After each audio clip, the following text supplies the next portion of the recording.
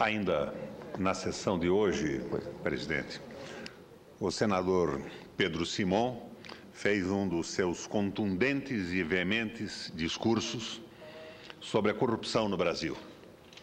E amanhã, às 8h30 da manhã, se não me engano, se reúne uma frente parlamentar contra a corrupção na Comissão de Ética do Senado. O assunto está em pauta e o Senado já hipotecou, acredito eu, sua absoluta solidariedade à nossa presidenta Dilma. Mas hoje quero falar sobre corrupção também no Paraná. Não apenas a corrupção que está sendo levantada na esfera federal. E quero me referir a um pedido de providência que faço ao Conselho Nacional de Justiça. Vamos aos fatos, senhor presidente. Em 2003 e 2010, na minha segunda e terceira gestões como governador do Paraná, dediquei boa parte de meu tempo, empenho e energia para sanear as contas públicas estaduais e defender o erário de toda sorte de desvios e apetites. Ao tomar posse, encontrei o Paraná quebrado, endividado e sob a tirania de contratos elaborados de forma a prejudicar os interesses públicos. Contratos claramente, desabridamente firmados para favorecer grupos econômicos privados e seus parceiros na administração estatal. Assim, determinei que todos os contratos assinados na gestão anterior fossem examinados, desenredados, esmiuçados. Formei uma equipe de profissionais para a tarefa. Todos os atos do governador que me antecedeu, os atos de seus secretários e das diretorias das empresas estatais, das autarquias e fundações, passaram por um pente fino. As conclusões da equipe de revisores confirmaram as piores suspeitas. Havia ações que não poderiam ter sido sequer imaginadas, quanto mais praticadas.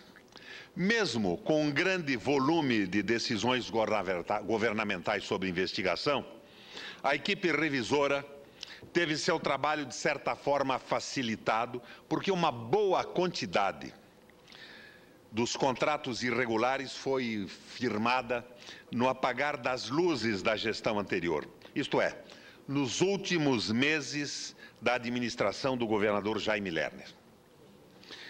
Os últimos meses, as últimas semanas, os últimos dias, as horas derradeiras da gestão expirante foram sôfrega, afoita, impetuosa e gulosamente aproveitados para pilhar o Estado.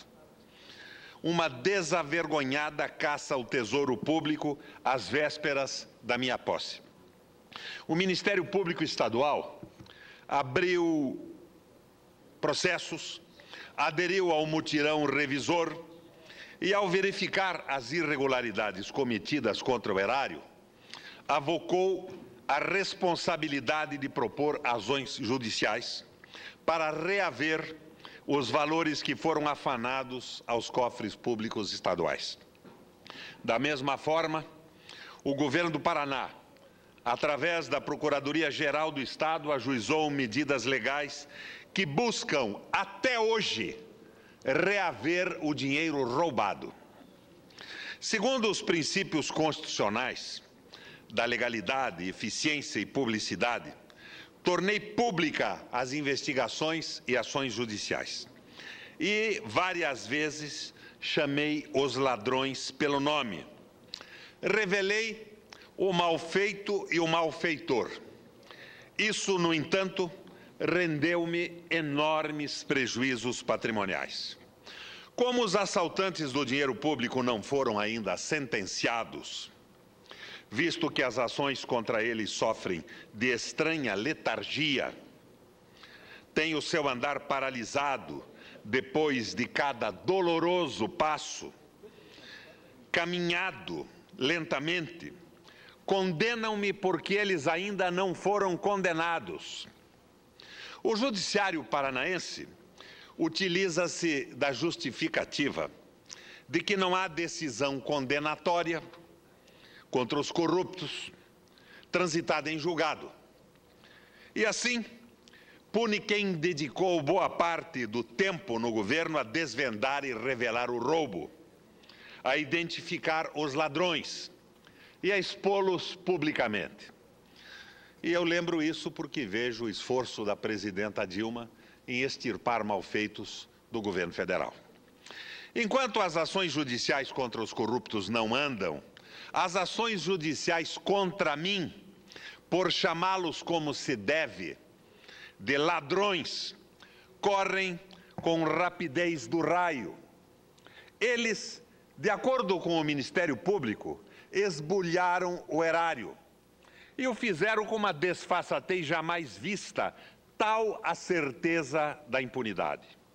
Assaltos à luz do dia, à vista de todos, com todas as digitais, com todas as pistas, com todas as provas, sem disfarces, sem rebuços. E eu sou condenado por gritar a nudez dos saqueadores. Revolta-me, deprime-me e angustia-me saber que, se em futuro distante eles poderão ser condenados e punidos, hoje triunfam. São vencedores no embate com aquele que os denunciou. Pior ainda, a cada nova condenação que sofro, eles provocam um grande barulho na mídia, fazendo passar à opinião pública a ideia de que minha condenação corresponde à absolvição deles das acusações que fiz e que provei. A opinião pública, que foi informada pelo governo a cada passo das investigações, que ficou sabendo de cada falcatrua e seus autores, de repente, ela recebia a informação de que fulano, beltrano e ciclano foram absolvidos das acusações e o governador condenado por caluniá-los. Por fim, senhores, o vilão sou eu. O vilão sou eu. É possível aceitar sem revolta, inconformismo, desânimo e descrença essa absoluta e kafkiana inversão de papéis? Eu sou o vilão porque chamei ladrões que ainda não foram condenados em sentença transitada em julgado. Para fundamentar o pedido de providências que apresento ao Conselho Nacional de Justiça, quero trazer ao conhecimento do Conselho o objeto e a situação atual de processos exemplares que tramitam no Judiciário Paranaense contra os saqueadores do dinheiro público, bem como discorrer sobre os embates judiciais em que tenho sido condenado. Eu estou, nesse momento, requerendo à mesa que transcreva nos anais do Senado, na íntegra, o meu pedido detalhado ao Ministério Público. Mas, de uma forma resumida, quero apresentá-los ao plenário do Senado. Primeiro, a ação de improbidade contra Ingo Ubert, ex-secretário da Fazenda e ex-presidente da Copel no governo Jaime Lerner. Caso Ouvepar. O Ministério Público Estadual desvendou a fraude, que consistiu no pagamento de crédito tributário inexistente a uma empresa falida, Ouvepar. A Receita Estadual negou o pagamento, porque o crédito não existia. O secretário da Fazenda, Ingo Ubert, passou por cima do parecer e mandou a Copel comprar os créditos que não existiam. Ingo Ubert, presidente da Copel, acata a ordem de quem? De Ingo Ubert, secretário da Fazenda, porque ele acumulava os dois cargos, e compra os créditos inexistentes. Um rombo hoje calculado, corrigido, em aproximadamente 370 milhões de reais. Até agora, o caso dorme na Justiça. Mas, em relação a mim, fui condenado a pagar perto de 40 mil reais ao indigitado, por tê-lo chamado pelo nome que merece. Está provado que ele prevaricou. Como não foi condenado ainda, o condenado fui eu, por danos morais. 2. A ação de improbidade contra o advogado José Cid Campelo Filho, ex-secretário de Estado do governo Jaime Lerner. Conforme denúncia do Ministério Público, a ação do senhor Cid Campelo Filho foi decisiva para iludir e manipular integrantes do Conselho da Companhia Paranaense de Energia a pagar 16 milhões de reais a uma empresa de assessoria. Tal empresa teria descoberto créditos tributários evidentemente inexistentes. Enfim, mais um caso de compra de créditos tributários fictícios. O senhor Cid Campelo Filho é ainda réu em ação civil pública que corre na 2ª Vara da Fazenda em Curitiba. O Ministério Público apresentou indícios indiscutíveis que demonstram a associação de Cid Campelo com a prática ilícita de jogos de azar. Como secretário de governo, mesmo que não tivesse competência para tal, ele editou resolução liberando o jogo de bingo no Paraná.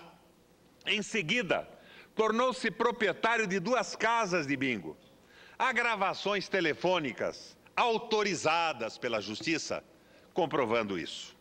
Enquanto os processos contra o senhor Cid Campelo Filho também se arrastam nos tribunais paranaenses, e me parece que ele já foi condenado num processo criminal, mas os civis se arrastam nos tribunais, fui condenado a pagar 2 indenizações por danos morais. Para ele, uma de 25 mil e outra de 30 mil reais. Por quê? Porque contei publicamente a história dos 2 processos dele. Como ele não foi condenado ainda, condenado fui eu. É uma situação estranha, inusitada. Terceiro caso. Investigação de pagamento em duplicidade de obra pública. Esse caso é terrível. A Procuradoria-Geral do Estado do Paraná pede a devolução, à época, de 10 ou 11 milhões de reais, valores de 2003, pagos em duplicidade a uma empreiteira por serviço de duplicação do trecho, Álvaro Dias, da 376, que você começou e eu terminei, entre o Paraná e Santa Catarina. A obra foi feita nos anos 90 e foi, no meu governo, inteiramente quitada. No entanto, em 2002, a empreiteira recebe 10 milhões pela obra, sem qualquer justificativa. O departamento jurídico do Departamento de Estradas e Rodagens posicionou-se contra o pagamento, por considerá-lo absolutamente indevido. Mesmo assim, o dinheiro foi liberado. O judiciário convenceu-se da irregularidade.